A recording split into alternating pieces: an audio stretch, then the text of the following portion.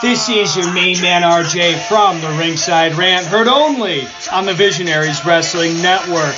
So go over and subscribe across all your major platforms, iTunes, Google Play, SoundCloud, and Stitcher to hear every great interview I have every Monday on the Visionaries Wrestling Network. Go over and follow the show's page on Twitter @_Ringside Rant. Follow the network's page @BizWrestleNet. And, as always, embrace the vision.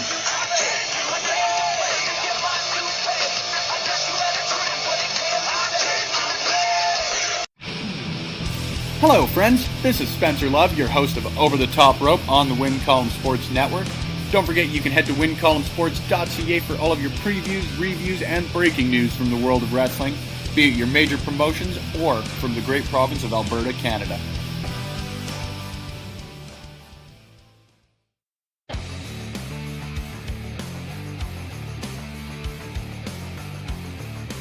If you like podcasts and you are listening to on Backbreaker Media, then you should listen to me, Chris Parrish, and myself, Manoy, and the Sounds of Struggle, because we are literally the most entertaining duo you'll ever come across in Western Canadian wrestling, baby. We talk about things like wrestling and other sports we like. Wrestling, but we won't talk about other sports that we don't like, because it's not that kind of podcast. Like wrestling? I mean, we like hockey. And wrestling. And we like football. And wrestling. And we also like to drink beer. While wrestling. Well, not while wrestling, but while watching wrestling. Yes. Yeah. If you want to get into a conversation with Maniac and Chris Parrish, then you need to tune into the Sounds of Struggle live on Backbreaker Media. Every Thursday. Is when we hope to drop, but sometimes Mike Malawany doesn't do his job right. Or we're too drunk to forget. Yeah, that happens too. Yeah. He can bleep out the swear word, because we weren't supposed to do that. Oh, but I'll try not to swear. I can't do it. Yeah. Let's face it, the two of us, we're real. And spectacular. And we're a little bit of all right. Yeah. Well, so strugglicious. That we are. That was kind of the key. It's supposed to be strugglicious. Oh, sorry, I'm drunk. Yeah. So, if you don't want to listen to us, then no. You're stupid, because we're entertaining. And if you want to listen to us, then, come listen to us on Backbreaker Media. Yeah. Later, he said. Later, bitches.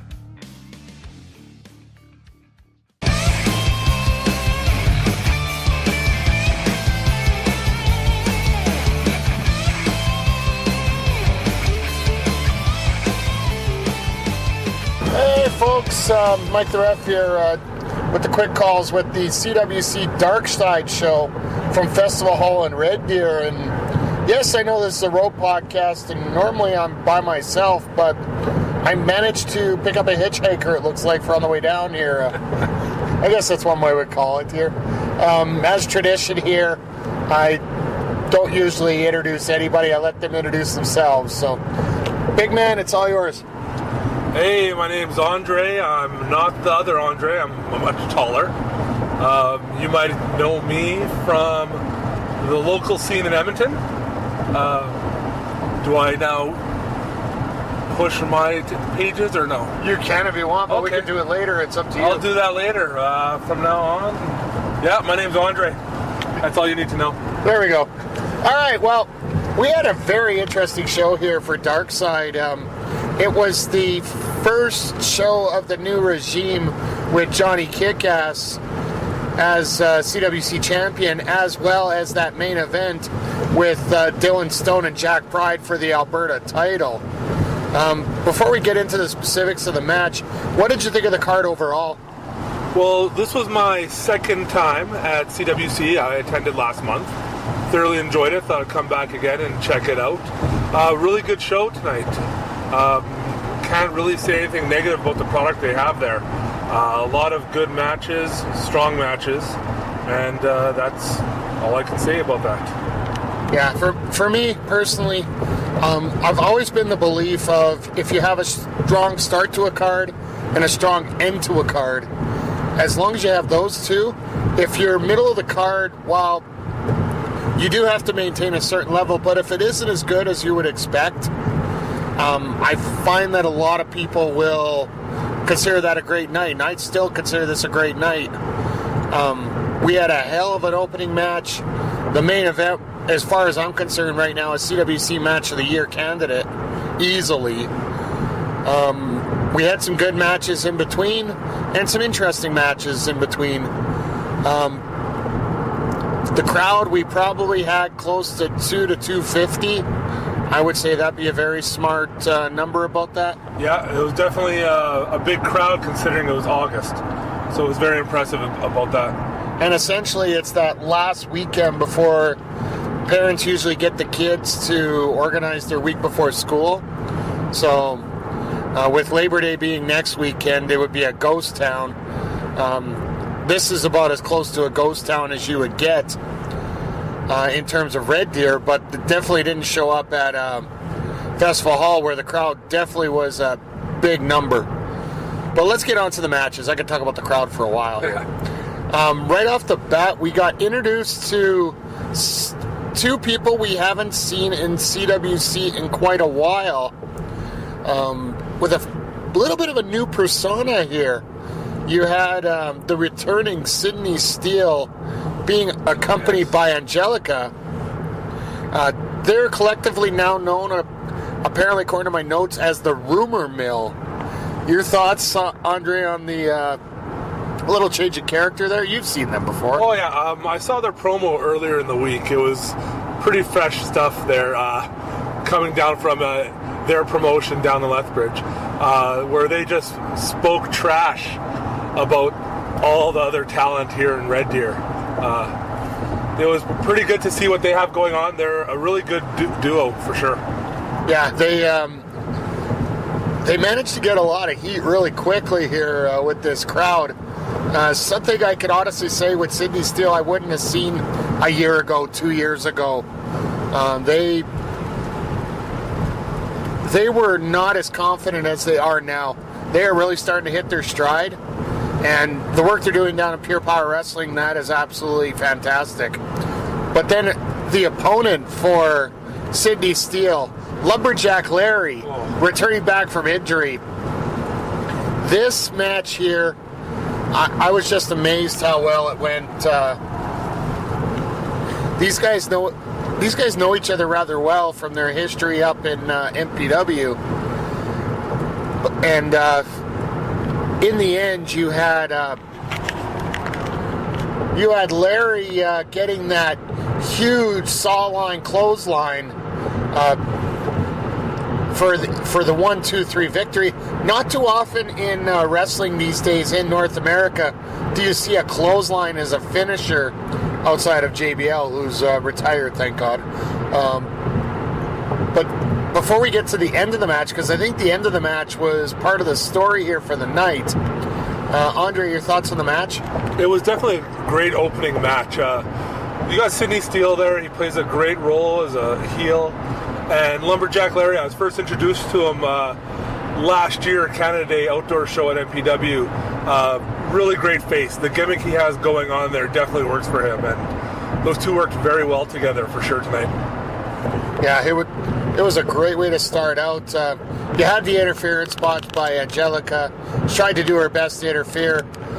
Just didn't work out. But following the match, you had Pride sneak in from behind, attack Larry, and then you had his group of 7.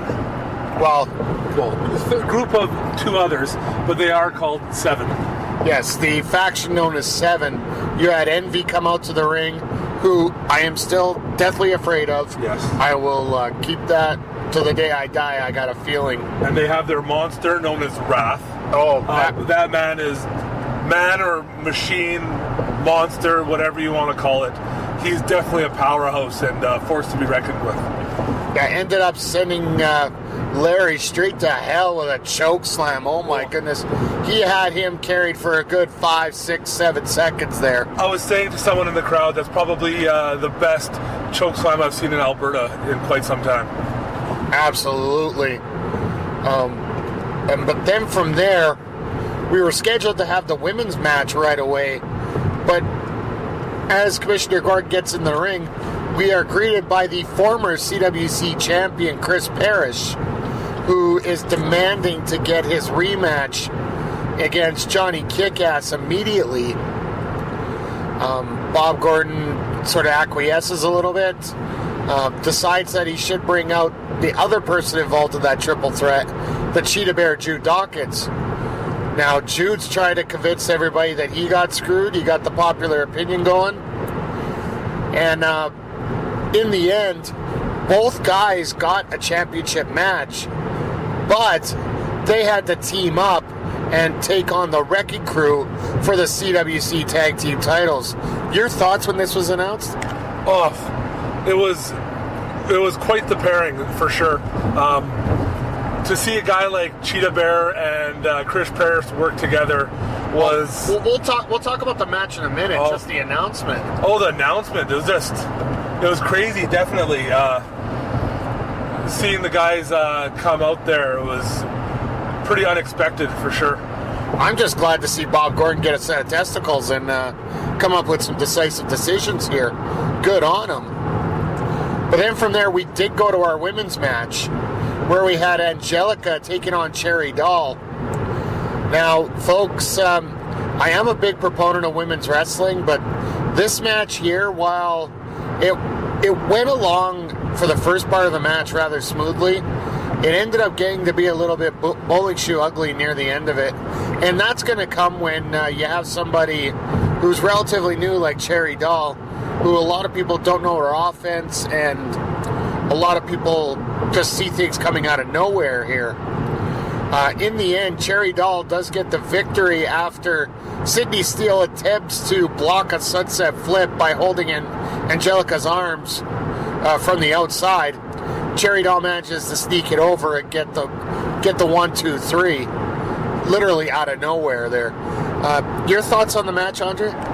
Well, all I know is definitely at the end there, it'd be questionable to see what kind of relationship Sydney and Angelica have there with that ending. The match itself was not the highlight of the night, but still definitely entertaining. Can't say anything negative about it for sure. It's great to see the growth of female professional wrestling here in Alberta, and definitely encourage it to be pushed a lot more. But besides that, it was a very entertaining match, and yeah. Don't get me wrong. I've personally set a lot higher standard for the women than what a lot of people might expect. I'm probably a little more harsh here because I'm a big advocate for it, but I also am a big advocate for good wrestling. So I think that I'd like to see a rematch with these two because I expect a lot of good things out of these two, and I want to see what Angelica and Cherry Doll have cooked up for a rematch. Oh, definitely. There's a lot of potential in that match, and whatever they can do here in the future can probably really push the bar here. Absolutely. But then from there we had, I would say, the what the hell is he thinking moment of the night, with Skylar Paris Austin coming down to ringside and wanting to talk to a certain group of individuals, calls out the Wrecking Crew of all things. Oh. He wanted to basically rejoin the Wrecking Crew, and he gave him the option of joining him or beating the crap out of him. I'm sorry, folks, I don't like swearing, but Andriy, what the was he thinking? Oh, from what I know about the Wrecking Crew, once you kind of turn your back on guys like that, there's no going back. It was definitely a WTF moment. I know right? You're better than me. It's a WTF moment, right? What the? And we saw it coming. It was, no matter how well dressed he was not dressed good enough to impress them. I don't think a $5,000 suit would be enough to impress them at that point. But then from there, we go straight into our CWC Tag Team Championship match with the Cheetah Bear, Jude Dawkins, teaming up with Mr. 495, Chris Parrish, to take on the Wrecking Crew. This match here, you could see the animosity between Jude and Parrish throughout this matchup. Forcing tags upon each other, trash-talking each other throughout the match. But one of the turning points was later on in the match, where it looked like Parrish was going to get throttled by the Wrecking Crew, and Dawkins came in and bit the bullet. Like, I don't know why the heck he did it, but he did try to save the matchup that way by taking a vicious double team attack from the Wrecking Crew there. But to no avail, the Wrecking Crew gets the super car wreck off the second rope onto Parrish for the 1-2-3 victory and to retain the titles. Before we get to what happened after the match, because folks, almost every match there was something after the match. So, Andriy, your thoughts on the match itself? It was definitely a really good match there. Seeing Cheetah Bear working with Chris Parrish was definitely something interesting. There was many moments where you would think that, they had the leg up. They had a potential to really work together. One part that really stood out to me, they looked at each other and agreed that they were going to give him a 10 punch in the corner. The moment Cheetah Bear got up to the corner to deliver the 10 punch, Chris Parrish decides to turn around and take Cheetah Bear out from behind.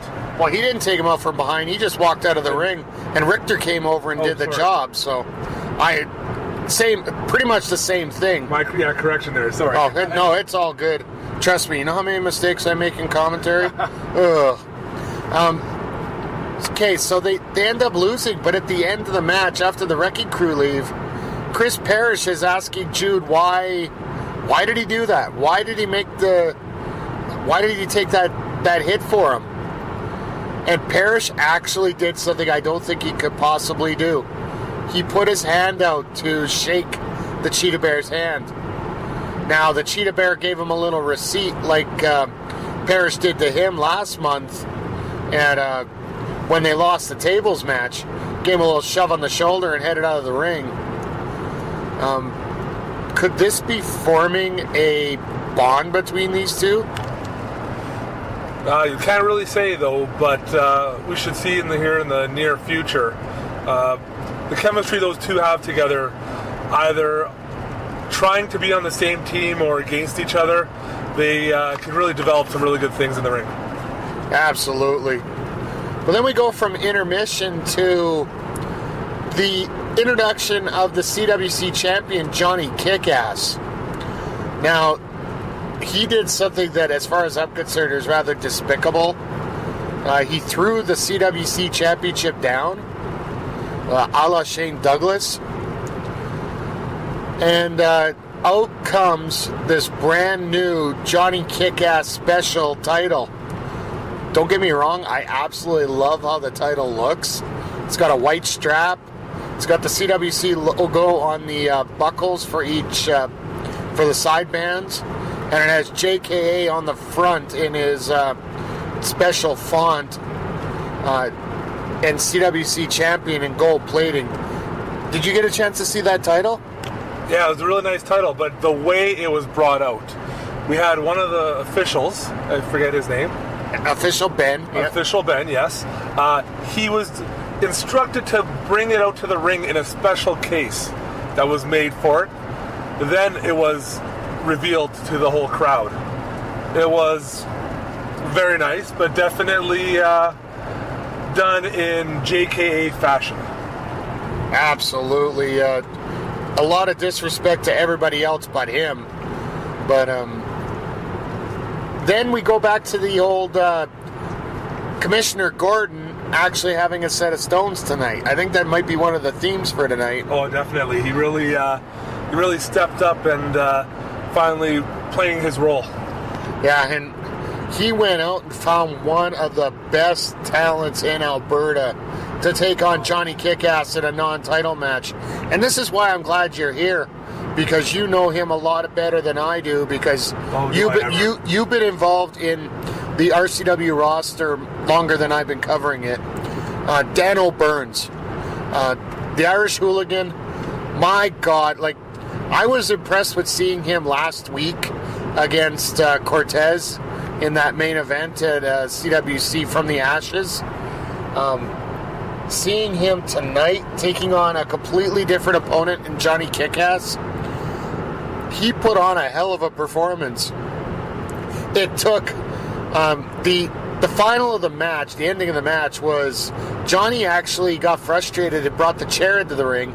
Referee Derek Law grabs the chair, sends it outside, but while he's getting rid of the chair, Kickass delivers the ever-famous kick to the Irish Clovers, I think would be the best way to put it. Oh, yes.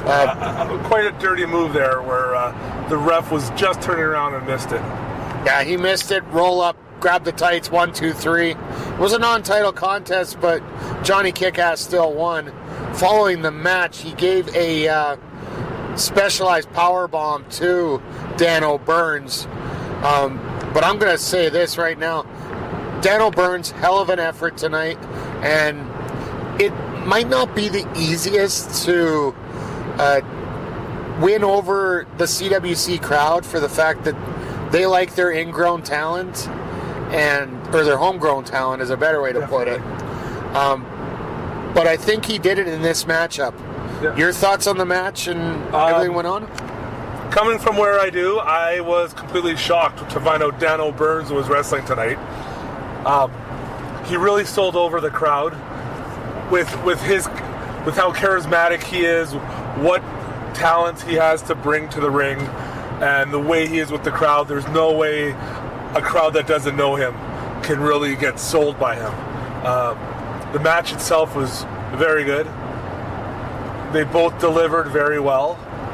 The match, the way it went outside of the ring a little bit. The things that were delivered were spectacular. Definitely a great match right after intermission to bring everything back up. Absolutely. This was a great match. Johnny Kickass still maintains his championship status, his elite status per se. But I really wonder what's going to be up next for him when either Chris Parrish or Jude Dawkins or whoever is going to get a shot at that title. So, but from there, our main event. Folks, I don't like to throw this term out lightly, especially post-match. This very well has a chance to be match of the year in Alberta this year. You got Dylan Stone, Jack Pride, one last time for that Alberta title. Now, these guys went for 25 minutes, and they threw everything out there. I even saw moves coming out of Pride that he hasn't used since he turned into the disgusting heel that he has become. For example, I don't think we've seen the diving elbow from the top rope, the smirking elbow. There it is. That's what I was thinking about, folks. Sorry about the little gap there. The smirking elbow, we haven't seen it a long time. The swallowing Pride with the one leg, we haven't seen it a long time.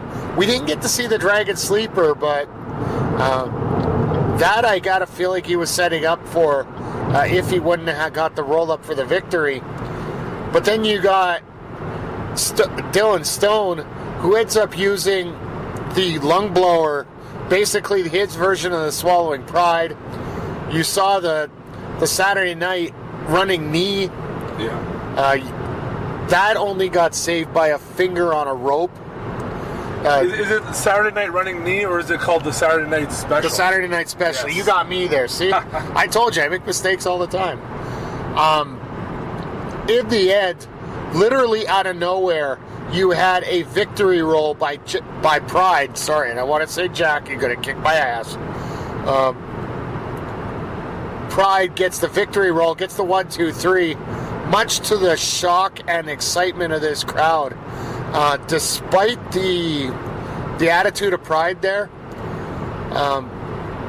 He pulled out a hell of a match here and got a hell of a victory. Andriy, your thoughts? This match was definitely a lot to take. It was not just a 25-minute match. This was a 25-minute match of non-stop action. There was no lulls. They just went at it. They went hard. They didn't take breaks. Some of the outside of ring action that they did, just on the ring mat on the side there, they just pretty much, they used everything they had. First time seeing Dylon Stone. Sorry, last month. I don't know what he keeps doing with those lunges. I like to refer to them as unnecessary lunges, but no, that's how he warms up. That's how he warms up. Lunges. Well, keep the legs loose, keep them firm. Well, it definitely works for him. From what you can tell, that match, as I said, was 25 minutes non-stop. The crowd was well invested. Many times it was a shock to see how it turned out, but not a disappointment for sure. Many moments it could have gone either way. Near the end there, it picked up. It really looked like it was going to be Dylon Stone's chance to take the belt, but in the end it was Pride, and the crowd was upset but not disappointed. They were not disappointed at all. And at the end of the match, you had Dylon Stone get up and he offered the handout to Pride. Pride comes out and actually hugs Dylon Stone.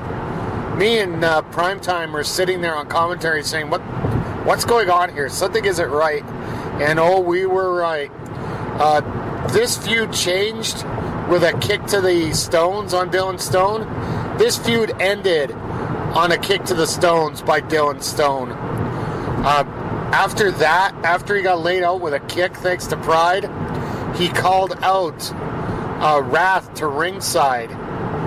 And Wrath delivered, like, we saw the huge choke slam in the first match. This one we got to see the power slam from hell. Absolutely devastating power slam. Davey Boy Smith style, if you old-time wrestling fans want to think about it. Fantastic move. As much as I hate the bugger, he does great work in there. But before they got a chance to choke slam him and finish him off, Larry comes out. Lumberjack Larry Woods comes out for the interception. And what does he come out with? Possibly the most Canadian weapon we could think of? The hockey stick. Hockey stick. And let's just say there was a little bit of slashing, not much hooking, but a lot of spearing. Yes. Thank God he came out for the save. I don't think Dylon Stone there could have taken much more of Wrath, for sure. Well, now I'm starting to think, is this feud really going to be over between Pride and Stone now that you got Larry and Wrath involved here? We could see the makings of a pretty big tag team match there. Oh, definitely. Looking forward to see what they do next month. Unfortunately, I won't be able to be there. Well, we'll get to that. Yes. Seeing Dylon and Lumberjack Larry pair up against the two male members of the stable that is known as Seven could be a very devastating match. All right, folks, that's going to wrap up the main part of the card. So from there, we're going to go to our highlights of the night. And as usual, we always let the special guests go first. So, Andriy? Well, definitely tonight there was a lot of highlights. You could say something really great about every match. But I'm definitely going to give this one to Dylon Stone and Pride in that last match.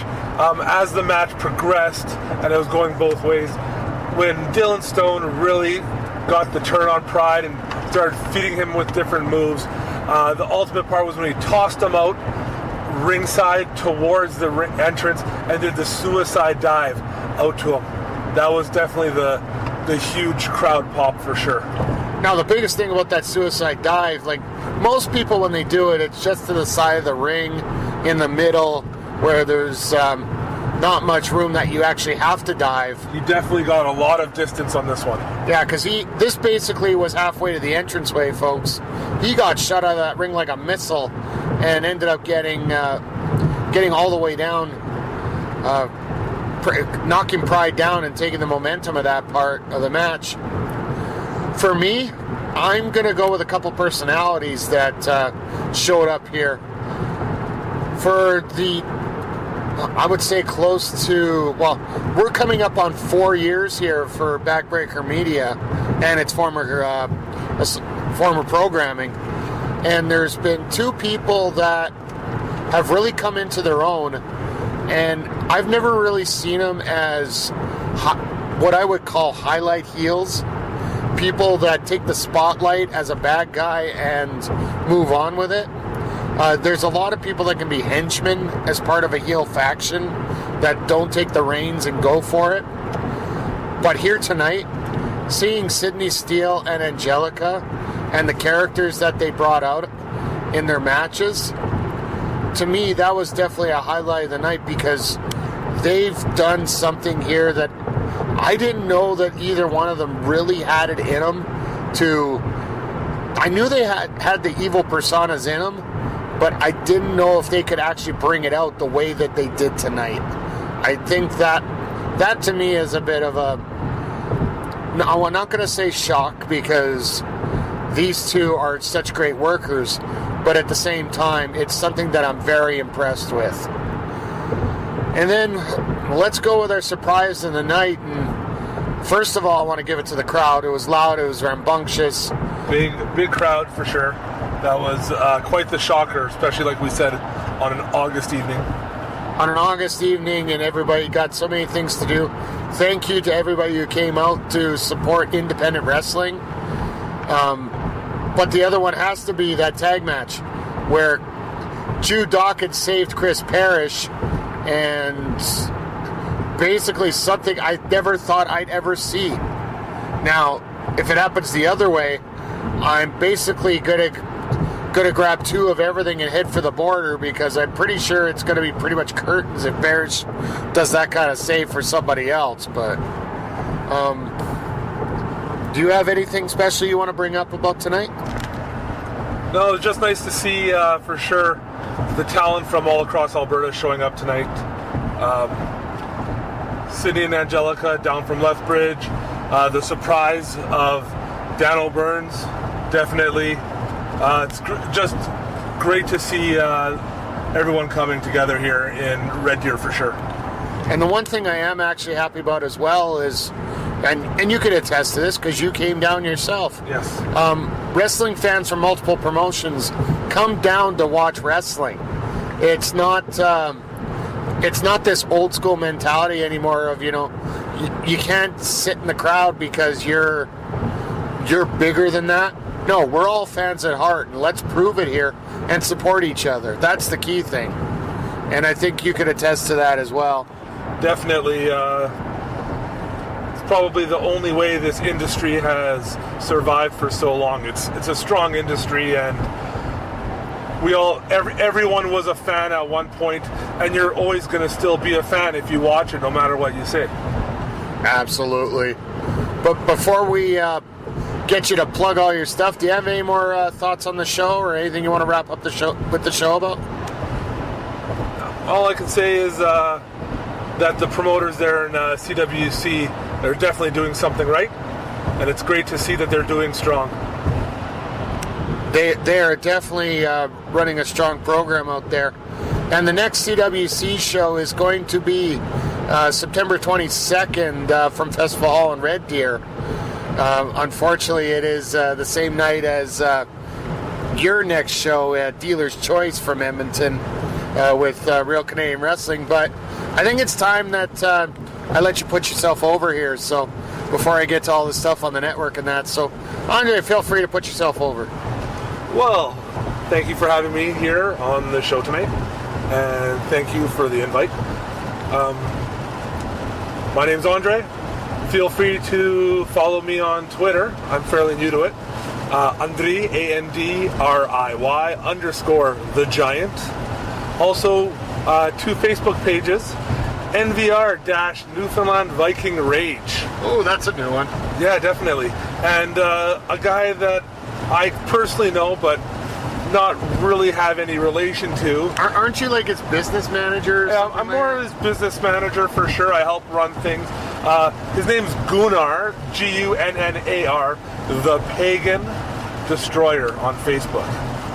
And are you familiar where Gunnar is going to be for the next month? Because I know he handles business affairs and whatnot. So, well, yeah, he's as always, NVR and Gunnar will be with RCW, and the next show is September 22nd in Edmonton at St. John's Cultural Center, and in Calgary, September 21st at the Downtown Legion. At the Downtown Legion in Calgary. Yeah, for retaliation. So yeah, make sure you check out Gunnar, because Andriy, pays good money to put sponsor spots in here for his stuff here. So I like to line my pockets whenever I can. You can follow me at Mike the Ref on Twitter, and everything else will be in the show notes, folks. Don't forget to check out powerslam.tv. $5.99, 75 promotions, 2,000 hours of content currently, and adding more. I'm trying to get the next couple episodes of Evolution up here fairly quick. It's going to cover last month's show. Then I can work on this month's. If I get enough response on social media about people wanting to hear about it, see it, I might actually put that main event between Dylon Stone and Jack Pride on YouTube for everybody to see, because folks, that match to me was an absolute classic. So if you want to see it, let me know. But other than that, for the actual podcast network, coming up this Tuesday, I'm bringing back the Blown Call show, where we're going to be talking about crowd interactions and basically what WWE is looking for in a crowd, because I was absolutely pissed when they set up the storyline here with Becky and Charlotte. Frankly, I think it should be twisted around the other way, but I want to explain a lot of things where this possibly might have been set up and why this might be happening this way. Not that I have all the answers, because I still think they're wrong, but anyway, I do have a special guest on that podcast, and that will be from the Two Big Thames podcast, Jonah Condro. He is a casual fan, just like 70% of the fans in the crowd, and I just wanted to pick his brain a little bit as to what he sees as a good promo, sees what brings you into a show, and all things dealing with the casual fans of wrestling. Other than that, right now, Andre C. and the Wrestling Mind Brian Hamilton, they just wrapped up Quick Calls episode from the Northgate Lions Senior Center in Edmonton, covering the PWA Retribution show, featuring a gauntlet match for the number one contendership for the PWA Championship. From what I heard, that was a great card tonight. I hope to have that audio up sometime tomorrow. That'll be Sunday for those listening on this cast, Sunday or Monday. I'm getting reports in right now, literally over my phone, that we had a couple Ripper title changes here in the last day. Just videos been late coming in. Our current champion now is the Wild Child Tyler James, from what I'm reading here. So that's breaking news for you on the podcast here. Make sure you check out MPW at the Viva Italia, Viva Edmonton Festival at Giovanni Caboto Park, Sunday, August 26th. Matches at 2, 3, 4, and 5, weather permitting, as we're driving home in a rainstorm.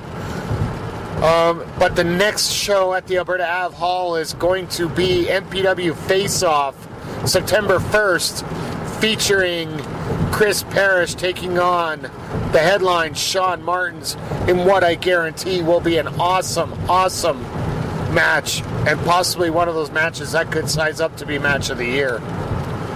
But that was a hell of a spiel here. So, Andre, you got anything? Well, I forgot to say one thing. fear the beard. Yes, and I definitely do right now, so I will make sure you let him stay that. So, but just remember, folks, if you're going to make a good call, make a quick call. And this has been Quick Calls covering the Canadian Wrestling Coalition Dark Reign show from Festival Hall in Red Deer here on Backbreaker Media.